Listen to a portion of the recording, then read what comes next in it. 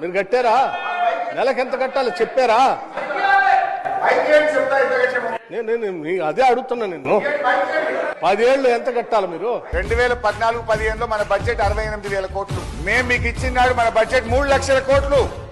మరి బడ్జెట్ పెరిగింది కదా, ఆస్తులు పెరిగినాయి కదా. 68,000 కోట్లు ఉన్నప్పుడు 10,000 ఉంటుందా? నేను చెప్తాను సార్ అధ్యక్ష, 2014-15లో పవర్ సబ్సిడీ 2,400 కోట్లు కట్టాం. 15-16 4,000 కోట్లు కట్టాం. 16-17 3,675 కోట్లు. 17-18 4,000 కోట్లు. 18-19 5,000 కోట్లు. 19-20 5,100 కోట్లు. 20-21 10,000 కోట్లు. 21-22 11,000 కోట్లు. 22-23 11,000 కోట్లు. 23-24 12,000 కోట్లు బడ్జెట్ లో పెట్టాం.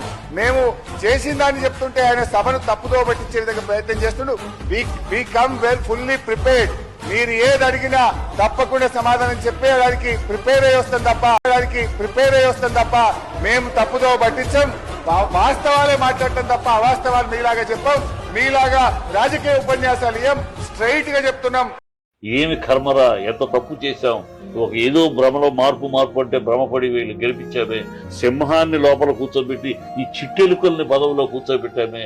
మన గతంలో మన సీఎం ఎవరంటే కేసీఆర్ అంటే దేశమంతా తిరిగి చూస్తుంది. బీజేపీ కాంగ్రెస్ రెండింటినీ ఎదురుండి శంషేర్గా నిలిచింది తెలంగాణ. ఇవాళ పొద్దున్న లెగిస్తే పంచన్ కాలు మొక్కుతా దూరా అని ఆ కాంగ్రెస్ వాళ్ళ దగ్గర పాదాక్రాంతం నిలబడుతుంది. మీ సీఎం ఎక్కడరా అంటే అదిగో ఆ కార్డు చూడండి, ఆవిడ card, Sonia Gandhi card, Rahul Gandhi card చూస్తే కాళ్ళ దగ్గర పడుంటారు ఒక నలుగురు. ఆ నలుగురు ఒకడు మా దరిద్రం మా సీఎం అని చెప్పుకోవాలి. దౌర్భాగ్య స్థితికి ఉన్నామని ప్రజలు బాధపడుతున్నారు, వేదన.